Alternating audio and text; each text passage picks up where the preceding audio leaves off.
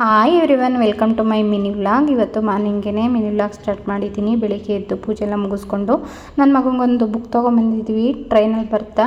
ನಾನು ನನ್ನ ಮಗನಿಗೆ ಬುಕ್ ಅಂತ ಫಸ್ಟ್ ಟೈಮ್ ಇದನ್ನೇ ಪರ್ಚೇಸ್ ಮಾಡಿದ್ದು. ತುಂಬ ಚೆನ್ನಾಗಿದೆ. ಮತ್ತು ಅವನು ಏನೋ ಸಮಥಿಂಗ್ ಇಂಟ್ರೆಸ್ಟ್ ಅಂತ ನೋಡ್ತಿದ್ದ. ಹಾಗೆ ಬಟ್ಟೆ ಎಲ್ಲ ಮಾಡಿಸೋಣ ಅಂತ ಇಲ್ಲಿ ಬಂದರೆ ಇಲ್ಲಿ ನೋಡಿ ಏನು ಮಾಡ್ತಿದ್ದಾನೆ. ಅಲ್ಲ ಇರು ನೀನು, ಇವತ್ತೆಲ್ಲ ಇಲ್ಲೇ ಇರ್ಬೇಕು ನೀನು.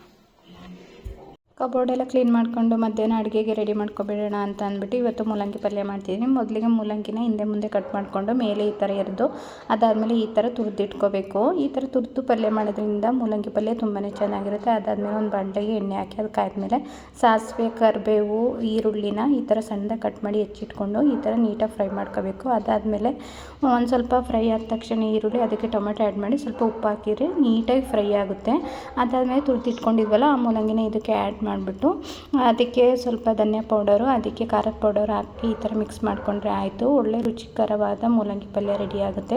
ನಿಮ್ಗೇನಾದ್ರು ಮೂಲಂಗಿ ಬೇಳೆ ಸಾಂಬಾರು ಇಷ್ಟ ಆಗಲ್ಲ ಅಂತಂದರೆ ಈ ಥರ ಒಂದ್ಸಲ ಪಲ್ಯ ಟ್ರೈ ಮಾಡಿ ನೋಡಿ. ಅದಕ್ಕೆ ಎಷ್ಟು ಬೇಕಷ್ಟು ನೀರು ಆ್ಯಡ್ ಮಾಡಿಕೊಂಡು ಲಿಡ್ನ ಕ್ಲೋಸ್ ಮಾಡಿ ಒಂದು 10 ನಿಮಿಷ ನೀಟಾಗಿ ಬೇಯಿಸ್ಕೋಬೇಕು. ಅದಾದಮೇಲೆ ತೆಂಗಿನಕಾಯಿ ತುರಿದಿಟ್ಕೊಂಡಿದ್ವಲ್ಲ ಅದು ಮತ್ತು ಕೊತ್ತಂಬರಿ ಸೊಪ್ಪನ್ನ ಮೇಲೆ ಆ್ಯಡ್ ಮಾಡಿಬಿಟ್ಟು ನೀಟಾಗಿ ಒಂದು 5 ನಿಮಿಷ ಕುದಿಸಿದ್ರೆ ಮುಗ್ದೇ ಹೋಯಿತು. ಇಷ್ಟೇ ಸಿಂಪಲ್ಲಾಗಿ ಮೂಲಂಗಿ ಪಲ್ಯ ಮಾಡ್ಕೋಬೋದು. ನಾನು ಇವತ್ತು ಅದಕ್ಕೆ ರಾಗಿ ರೊಟ್ಟಿ ಮಾಡ್ಕೊಂಡಿದ್ದೆ. ತುಂಬಾ ಚೆನ್ನಾಗಿತ್ತು. ನೀವು ಚಪಾತಿ ಅಥವಾ ಅಕ್ಕಿ ರೊಟ್ಟಿ ಯಾವುದಕ್ಕಾದ್ರೂ ಈ ಪಲ್ಯ ತುಂಬಾ ಚೆನ್ನಾಗಿರುತ್ತೆ ಕಾಂಬಿನೇಷನ್ನು. ಹೆಂಗಿದೆ ಅಂತ ಹೇಳಂತ ಹೇಳ್ತಿರೋದು ನಿಜ.